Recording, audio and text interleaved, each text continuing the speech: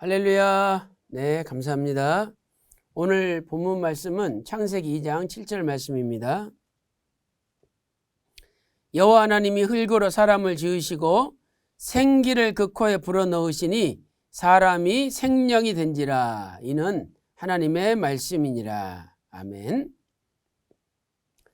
자, 우리가 지금까지 가인 계열의 죄악의 족보를 살펴봤는데, 이제 오늘부터는 아벨 대신 주신 셋 계열의 믿음의 족보, 예수 그리스도가 오시는 족보를 살펴보도록 하겠습니다. 자, 첫째 아담인데 아담의 어원을 보겠습니다. 자, 이 아담은 아수르어 아다무에서 유래가 되었죠. 이 아다무는 만들다, 생기다라는 뜻입니다. 자, 이것은 무슨 뜻일까요? 사람은 결코 조물주, 창조주가 아니고 하나님께로부터 지음받은 창조물, 피조물이라는 뜻을 아다무에서 가르쳐주고 있습니다. 자, 그 다음에 두 번째 이 아담의 어원은 히브리어 아돔에서 찾아볼 수가 있습니다. 이 아돔은 붓다라는 뜻이죠. 사람이 붉은색을 띤 흙으로부터 지음받았음을 의미합니다. 그래서 창세기 2장 7절에 흙으로 사람을 지으시고라고 말씀하고 있죠. 세 번째, 이 흙은 아파르라고 부르죠, 히브리어로. 그런데 이것은 진흙이 아니라 아주 고운 먼지, 티끌을 가리킵니다. 하나님의 생기가 없는 사람의 존재 근원은 본래 흙먼지에 불과했다는 거죠.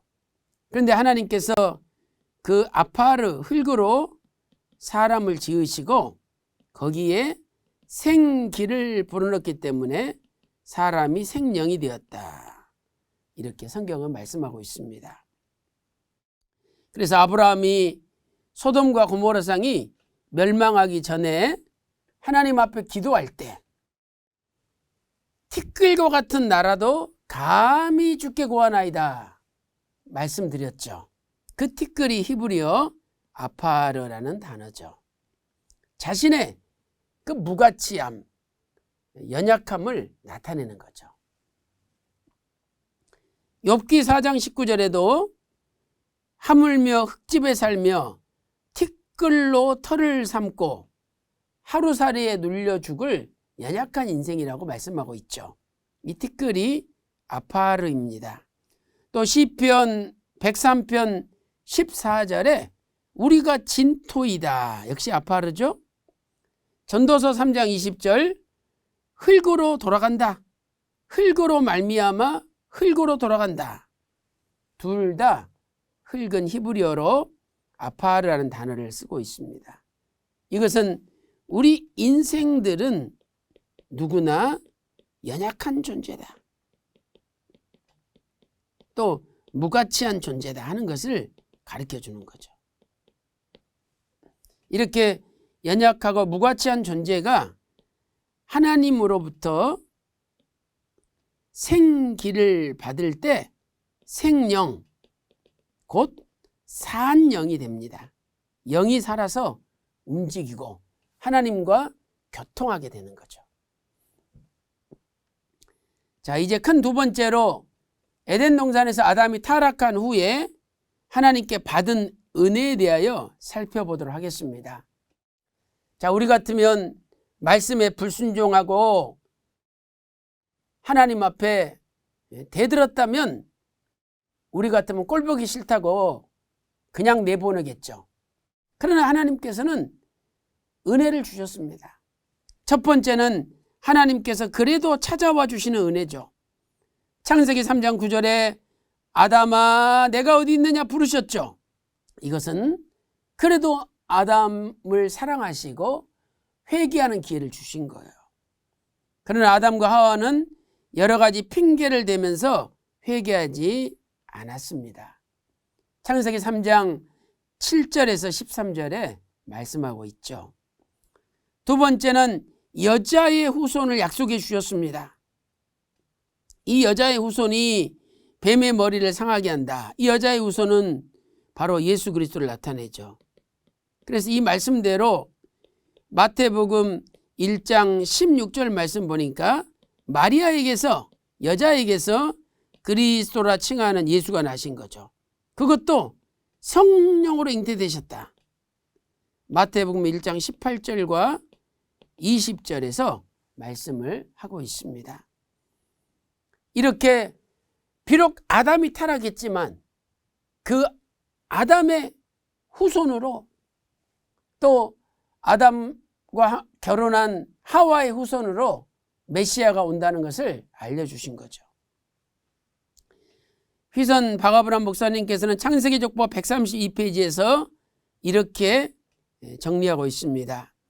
하나님께서는 아담에게 여자의 후손에 대한 약속을 주심으로 아담으로 하여금 죄악의 암흑 속에서 한 줄기 구원의 빛을 바라보게 하셨죠. 아담은 자신의 죄가 얼마나 큰지 뉘우치고 이제 여자의 후손 메시아가 오시기를 간절히 사모하게 되었던 것입니다. 세 번째 은혜는 아내의 이름을 하와는 생명이잖아요. 생명이라고 짓게 하신 은혜죠. 창세기 3장 20절 말씀 보니까 아담이 그 아내를 하와라 이름하였습니다. 이것은 모든 산자의 어미가 된다는 뜻이죠. 아담은요, 여자의 후손에 대한 약속을 믿고 이제 사망을 정복하는 생명의 역사가 있을 것을 내다봤습니다. 생명으로 사망을 정복하는 영생의 날을 소망한 최초의 신앙 고백이라고 할 수 있습니다. 자, 우리가 세상에서도 그런 말 많이 하잖아요. 이제 나 죽었다. 이제 나는 죽었어. 이 말은 뭐냐면 가능성이 없다는 거죠. 이제 나 죽었다. 그러니까 만약에 아담이 나는 이제 죽었다 이렇게 포기했다면 분명히 아내의 이름을 죽음이라고 지었을 겁니다. 히브리어로 죽음은 무트잖아요. 무트. 그러니까 여자의 이름을 무트라고 지었을 거예요.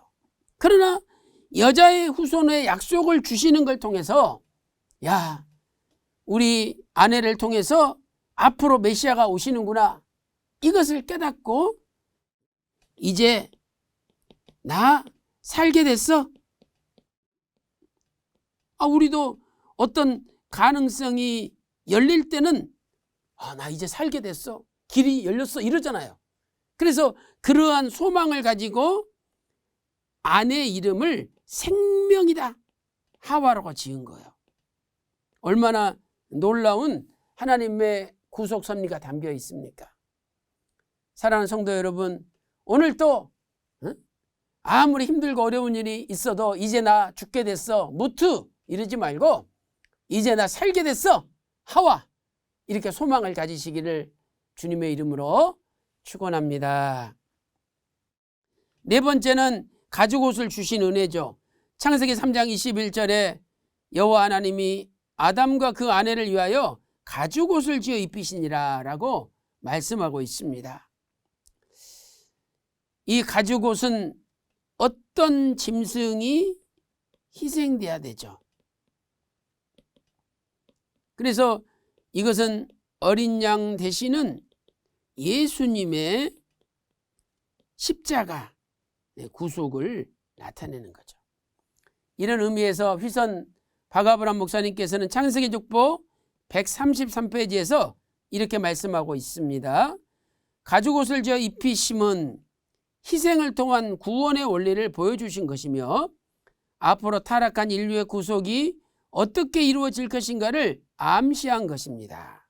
자, 왜냐하면 가죽옷을 마련하기 위해서는 반드시 한 생명의 희생이 있어야 하기 때문입니다. 이것은 장차 있을 예수 그리스도의 십자가 희생을 예표합니다. 아담은 약속의 보장으로 주신 가죽옷을 평생 간직하면서 여자의 후손이 반드시 뱀의 머리를 상하게 할 날이 오리라고 확신했고, 또한 그것을 자손들에게 교육하고 전수하였을 것입니다.